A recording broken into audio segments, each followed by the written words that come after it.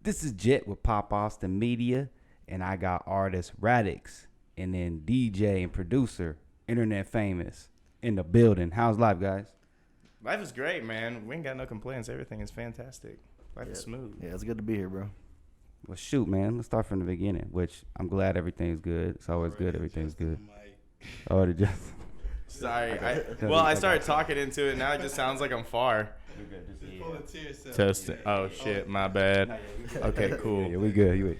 Anyway, hey, let's start from the beginning, though. Where you originally from? I was born and raised in San Antonio, Texas. Yeah. Yes, sir. Yeah, born and raised San Antonio. I currently live in Austin right now myself, but yep, San Antonio boys in the building. Is there? Okay, so you're a Spurs fan? Boo. Yeah, Spurs is all right. Well, they used to be back in the amazing. Day. Yeah, back in the day. OG I don't know days. what's going on lately. I respect, but I hate them Tim Duncan. God, it's like perfect basketball. How was childhood in San Antonio?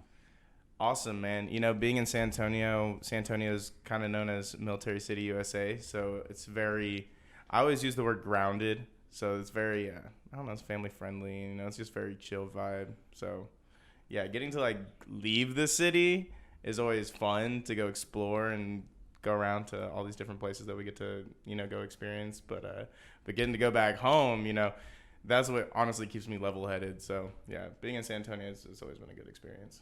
As a kid, the Alamo always seems so much bigger, and then when you go and you're grown, you're like, God dang, all that happened here? All that right here? You're like, yeah, oh, okay. How about you? How was childhood? Man, I'm not gonna lie, it's a little rough.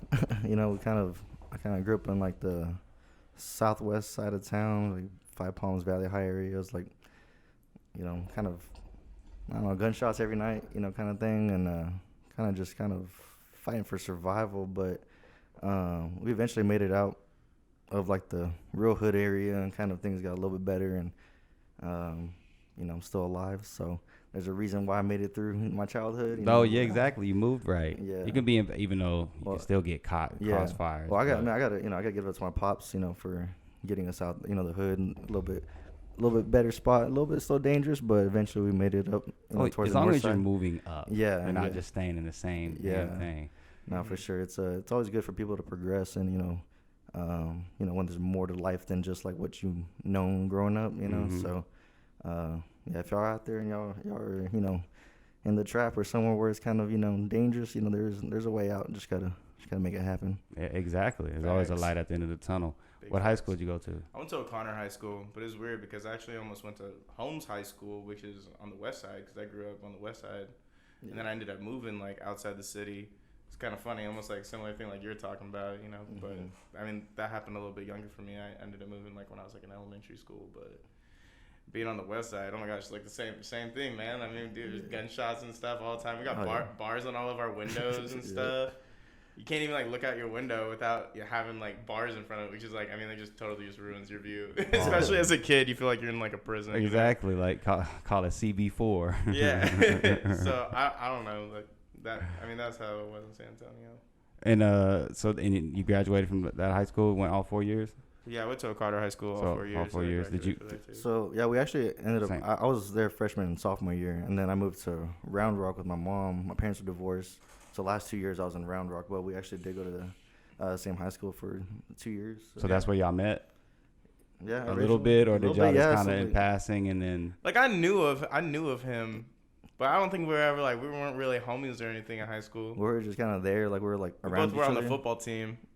You probably played more than I did. I didn't play at all. I was like bench warmer. Yeah, I was the same thing, honestly. What was you? What were you? OD line? What were you? Yeah, I was an offensive line. Yeah, I was like a left guard, right tackle. I would like switch between those positions. And they were fun. What'd you play? I did like cornerback, receiver, and then just like special teams. They're like linebacker for some reason to me. They're like, in middle, linebacker shoulders. Nowadays, bro, all this Whataburger catching up. It's all just them shoulders. You got the linebacker shoulders. Yeah, middle school. Yeah, Whataburger. Yeah, shout out Whataburger. Yeah. I'm a Sonic guy, but hey, controversy. Yeah, no, I rock with it. No slushies go hard. Sonic is not even in the burger battle. But I put it over Whataburger. I'm just saying I'd rather have Sonic. But anyway, like we were saying though,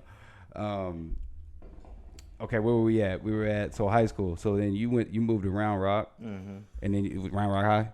I went to Stony Point for 2 Stony years. Point, yeah, okay.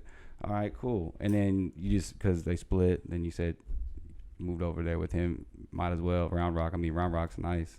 Yeah. Hell, it's hella growing. Yeah. Round Rock donuts. Yeah. Now that's the best donuts. There ain't no damn battle with that for me at all. Shit. Round Rock donuts is the truth. Yeah. Sheesh. Get them right out. You like, God, let me put Krispy Kreme to shame. No competition. So then getting into music. Were y'all doing music in school or was this a post-school thing or? Well, it's kind of weird. I don't know. My whole entire development of music has been over the course of my whole entire life. I mean, the first time I ever actually picked up an instrument and actually started like legitimately learning, I was like 8. I was like 8 years old. I started learning how to play guitar. But I remember like singing before that. I remember being 5 and like singing at school, and some person in the bathroom was like, "Shut the fuck up." No, it's always gonna be that. Always gotta be the hater, man. Always it's so gotta funny, be the hater. you know. Like I remember that I was 5 years old. I was like in kindergarten, just singing in the bathroom. Even at 5 though, there's always a 5-year-old hater. Yeah, haters at all ages. I mean, shut the haters fuck at all ages, up. man. That's crazy. Man, fuck them kids. Yeah. But shut your ass up with that singing and that damn. What are you doing? Yeah, so trying to take a shit in there. But you know, I mean, I've always been doing music, man, since I was a little kid, all the way up until now, obviously. But it's funny because I didn't really start taking it seriously until after high school, and even after high school, I still wasn't even taking it that seriously. You know, at the time, it was mostly just like what I feel like probably everybody's doing that, like high school or after high school is like. Man, you hanging out with your homies sometimes, and you just put on a beat, and people just start freestyling, and everybody just do that. It's so weird because I talk to a lot of people, and it seems like a lot of people do that at some point. At some point, you and your homies you're at the probably lunch table, you're somewhere, somebody's gonna freestyle. Yeah, That's the you're news. using the pencil, doing that kind of shit. The boom boom. Yeah, exactly. So I mean, that's how it all started, and then some. All these people were just like, "Damn, bro, you're like really fucking good. Like, you should like just take this little next step farther, and that's just how it kept turning out. My friends would be like, take this one step farther, take it one step farther, and we just figure out how the hell to do that, we're like, okay, cool, let's figure out whatever the next step is, and it kind of just turned into what it is today. I didn't really start getting into the industry though until like probably 2017 is like really when I like jumped into like the music industry. But I mean, before so that's when you hit your I think your full stride as an artist. Yeah, because I mean before I was just making music on like just dropping it on SoundCloud just for like me and my homies. I produce the stuff and we just drop it on SoundCloud and that's it. And it's so funny because like at the time everybody that I always talk to, you hear about SoundCloud rappers and people that don't know any better, they think that that's the way. You're just gonna keep dropping shit on SoundCloud in the hopes that somebody's gonna find it and it's gonna blow up some magical way. Dude, that shit is very place is rare, flooded. far and in between. It's flooded with so much content, dude. So I mean, it's like it's super hard and nearly impossible. So I've found that just working hard and being determined to just constantly work at it all the time has been the best mode of transportation for moving this whole entire thing forward, So I don't know. It's kind of been like that for about like 5 years now. I've seen it, like, especially in the constant shows we'll get into here in a little bit. Yeah. But when did you start doing the music thing? Yeah, so I think I first physically wrote my first song when I was like 8 or 10. I think 10 probably. It was about a food item or something, like a taco or burrito, something random. But after that, like 12 to 15 or 12 to 18, I was like writing, recording, doing like vocal stuff. But I never put that out. That was just for me, like kind of just letting out my emotions with that. Whenever I graduated high school and I went to A&M for 1 year. Damn. So that's whenever I started picking up DJing, and I've been wanting to DJ since I was a kid. Just like I was never able to afford any of those items as a kid. I never got it for Christmas present or anything like that. So it was one of those things that you kind of had to work to get. And so I started doing DJing after I was 18. When I turned 18, and that became to starting to learn how to produce and trying to get all the studio equipment. So ever since then, it's been kind of in the DJ route and production route. And so right now, just mostly focused on production. But I will eventually have my vocal project coming out later. Now that I have like a lot more wisdom and understand the industry a little bit more experience. I'm kind of glad I didn't go like dropping songs when I was younger, because I don't know, I could have been like a really bad deal or something. You know, could have been young and signed something I didn't want to sign. And I'm glad I'm in the process where I'm at now, because I've learned a lot. When I was younger, I played the trumpet. I pick up random things like a harmonica, just kind of mess around a little bit. And so you get busy, and I can tell. Yeah, we try. I like to dabble here and there. I just love music. I mean, we're music lovers, so anything and everything we can touch and get our hands on, we're just gonna. Y'all got that industry sound. I know that's like the thing some people do or don't want to hear, but it's the industry sound. That's cool with me. That's cool with me too, if it sounds quality, that's what we're trying to put out. So definitely. And talk about Dance Festopia. Was that the recent thing that you did? Not too. I mean, it's not recent, but I'm saying the show. I mean, I saw that promoted on the IG, and of course, y'all have done a lot of other things. The venue, there's a Dallas and a Houston venue that have the same thing. I already forgot the name. That dab got me out of there. I blame you, Raddix. It's okay. Yeah, that was my fault. Whatever the name of that place was, I forgot. It's called Stereo Live. There you go. Yes, that was popping. I mean, talk about that. So Dance Festopia. This is a little. We're gonna backtrack just a little bit on the timeline here. So I had invited Internet Famous to come out for a performance that I did for Sound of Summer back in 2019. And we were opening up for Trey Songz, and holy crap! The whole entire lineup was like fucking stupid. Crazy, like Chief Keef, NLE Chopper. I've been seeing a lot of the people that you've been opening for. Like, dang, boy, going crazy. Tay-Money. Have you seen the Steve Aoki? I think I've seen before too. That was awesome, man. My bad. Keep going. So Dance Festopia. It was literally 1 week after we had done this festival performance for Sound of Summer. He was like, "Hey, Raddix, you want to come with me to Kansas City to go perform at Dance Festopia?" And I was like, hell yeah, man, I'm so down. Let's do it. So we went, and honestly, it was such a kick-ass time. It was so badass. Just getting that whole experience, because that was my first time going to what I consider to be like a true like EDM festival, because I'd never been to one before. I just go to like multi-genre music festivals typically. Yeah, Melted Pop. That's what I'm saying. That was an EDM straight up. Straight up, just EDM festival. So yeah, that was my first time, and actually being there for like multiple days, like staying there, like really being immersed in that culture. And ever since then, I was like, damn, we got to go back. Like, I want to go back. We have to go back to this place, like at least one more time. I would love to go back. So I saw that there was like a offer for like a competition. They're doing like a United States tour, so they're going from like city to city and having people compete from each city. So I ended up applying, and we got accepted. So we're gonna compete, which is interesting because I've never been a part of a competition before. Normally we just get booked. Yeah, exactly. I mean, I feel you. Normally we just get booked, but this is something I wanted to do and kind of go out of my way to try to like make happen. You know what I mean? So even if I couldn't necessarily just get booked by the festival, I'm like, we're going to try to make this work one way or the other. So at least we're going to be part of the tour. We got the tour stop. It's coming up June 18th. So it's pretty soon. It's just in a couple weeks.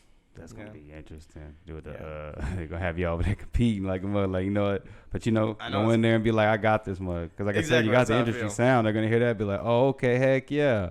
Yeah, exactly, man. I'm trying to put my fucking city like on the map too, man. Like, there really is not enough, I would say, good and solid representation of the people of San Antonio in terms of like music and stuff. I mean, really, since I've been a little kid, there really hasn't been that much. And so that's why that was one of the reasons I really wanted to get into the industry to even begin with, was because I was like, man, we really got to like put on for our fucking city and let people know that we got some really good fucking talent here. Like, it's not just myself. You rock with a lot of really good people out there. King Khali? Yeah, man. Yeah, fuck yeah, What do you think about what he did with that Ice Cube and Snoop when he opened up for them? He did that. He did two places. They liked how he rocked, and they brought him with them. I think the Round Rock one. Yeah, that's crazy as hell, man. What you think about Kylie? What he's doing for the city? I think that guy's so awesome. It's so crazy because it was right at the turn when I was just about to get into the industry. I remember me and all my friends were just looking at all the local talent and trying to see who was who. Checking out the fields. Yeah, exactly. Because I mean, at the time, because I didn't know anybody, I didn't know anything. I'm just making music just because I like making it, and then like slowly you start getting more serious. But King Kylie for sure was definitely one of those people I was looking at that I was like, dude, this guy's badass. I mean, there was like people that he was working with though that I was like, I don't know about these dudes, there's always gonna be those. But King Kylie always had a great vibe, man, and even from the beginning, like he's just always done really good things for the city, and honestly, the city does have his fucking back, man. Yeah. There's like so much people who show love to him, so I don't know, definitely inspirational, man, for sure. He's somebody that I look up to. What about Angel Citron? Do you know who that is? I don't. Mm-mm. Oh, damn. Well, she's been in LA for like a year probably, but she was a pop singer out there. You gotta check her out. Yeah, definitely check her out. Oh yeah, sure. definitely. Yeah, damn, I forgot. Quick, I see that. Fell off. That's crazy. That's just so crazy. All right, let's talk about Selfish. That's my jam, dog. Yeah. Talk about that. Man, that's such a fun song. That song was different because I wrote It's be stuck in my head. A lot of people tell me that, man. It's got that like sound, you know. It can get stuck in your head. Would you like this? Yeah. So Selfish. I originally was putting it on my EP. I have a debut EP. I haven't released it yet because I want to find I'm ready for that, dog. I really want to find a good home to sign it to, though. So I've been like super picky and like really just taking my time on doing this. But it took us like a little over 2 years to actually make the whole entire thing because we started right when COVID happened. When COVID happened. I mean, and even then when we started, all those songs at the beginning, like none of them actually made it to the EP because like we would start and we'd be like, wow, that's really cool, you know, and then all of a sudden we make something that was way better and we're like, okay, nah, I don't know about this one now. Like we got way better product. So that's why it kind of like took so long, which is interesting because normally like I'm like the freaking McDonald's of like music making, man. Like like it's super fast. Like I'm normally super fast about this shit. So to like be sitting on a project for this long is like definitely different, but that's I want to show that I'm also taking this very fucking seriously. Like, I want to make this project like I guess get the recognition that I think it deserves. It's really well put together. It's very different. It's a weird combination of all kinds of different genres, but that's me as an artist. I'm influenced by almost every single genre, you know? So that's where I kind of come in is try to like, how can I make all of this work together all at the same time? But Selfish. And that's you said Selfish is part of the project? Selfish was part of the project. Okay, so it's just a standalone single? Yes, yeah. So might we have throw that releasing bitch a on single. there, man. It might just has a little bonus track or something. Maybe. Well, the thing was, so we signed that song with this label out in Dallas called Music Access. And they're like a multi-genre label. They do like I've heard of them because I'm from Dallas, but I've heard of them. I just ain't been out there in a while. Oh shit! So. Well, I mean, they got like I've seen all kinds of artists work with them. Like they just had like Duro in there, you know, and Tay Money I saw was in there recently too. They were they Trey work with a lot the of people. Truth and like, a bunch of people. I was like Mike Jones and stuff like that, Paul Wall. So I want to work a little bit more in that industry as well. I'm trying to get a little bit more involved with like the hip hop community because when I first started making music, I was doing the hip hop stuff, but like I would go to hip hop shows and like, dude, as soon as you see this chubby white boy walk out on stage, bro, like half the audience walked out like every single time. Damn. Every single time before I even Not said even a word. chance. Yeah, nothing, dude. It was like every single time, man. So it was kind of weird because I found that appreciation in the EDM scene because I'd go up there and do my thing and people would just be like, what the fuck? They like, want to dance. They're like, man, I want to have, I love this dude. I want to have a fucking good time with this dude. They're like, dude, like this guy makes all of his own shit. Like, what the hell? That's crazy as hell. Because, you know, in the EDM world, there's a lot of people that are DJing typically, you know? And so sometimes it's not as common to just hear original music being played, you know, when you're out at like a club or a venue or whatever, you know, like that. So it's just something different. Yeah. But Selfish, we ended up releasing it as a single. When I was writing it at the time, like I said, it started right at the beginning of COVID. That's where my mind was at. And so right when I started writing this track, like the first like few lines are kind of like about that. And then going into the song, it's more about like just some like the bullshit relationships I've had to deal with, you know? Oh, yeah, I saw the video. Yeah, but it's fun. But we put like a fun twist on it, you know? No, yeah, I like that. And then Forever Yours, that's hot. And then the video just released. Yeah, we just dropped it yesterday. Yeah. Yesterday afternoon, actually. So talk about that record. Yeah, man. So Forever Yours. So actually, we started that record with my co-producer Amir out in Kansas City the same time when we went to go play Dance Festopia. So landed in KC that first night. Josh got there the day of the festival, I think, right? Yeah. And we started working on it. Pretty much knocked it out like 4 or 5 hours, like a good solid template. And then we're like, man, this is a dope sound, and trying to figure out what we're gonna do with it. And Josh got in town, and then after the performance, we kind of tightened it up a little bit and got back to Texas. And Josh laid down the vocals and sent the vocals back to Amir because we had it in his studio, the project file, and we've been working remotely back and forth, what we wanted on the sound in there. And Amir just really like expanded on that, made it just polished just right, like the way we wanted it. And we've been sitting on it since 2020. we shot the music video. It was supposed to be in Miami, and we ended up shooting in Los Angeles, Santa Monica, Chinatown, hidden beaches in North Malibu. And man, we've been really working hard on getting that project out. Originally, we got it signed to Return Records out of DC, and they had to deal with Sony Music and The Orchard.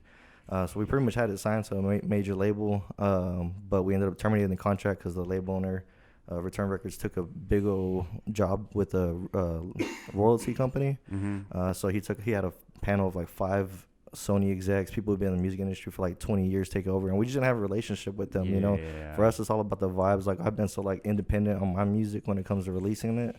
I was kind of nervous about that signing in general. So whenever things were kind of shifting, I was just like, man, if we have a option to pull out, you know, we went ahead and mutually terminated. Might as well, because you don't know what the hell they're going to do. We do. don't want to like sit around waiting any longer, man. It's already been over 2 years kind of waiting to put this one out, and we just went fully independent on this record. And, you know, Josh hasn't been putting out independent records recently. He's been signed to a bunch of labels. So, you know, for us to be able to do that, it's kind of really, you know, taking a leap of faith on our what we have there. And we really believe in that song. I really think it's going to be something that's worldwide. And shit's hot. I'm not gassing you up. I appreciate I listened to that. I was like, whoa.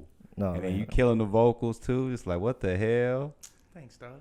I'm not bullshitting. You listen to that, you're like, what the hell going on? No, I appreciate that, man. But yo, so real quick, what do y'all think about the Austin scene, being from San Antonio? Now, I'll say for me, you know, growing up in San Antonio, you know, there wasn't really like a true EDM scene growing up, and Austin was kind of just, I don't know, it didn't have that either. But nowadays, I think they kind of caught up a little bit when it came to like shows and concerts and EDM shows.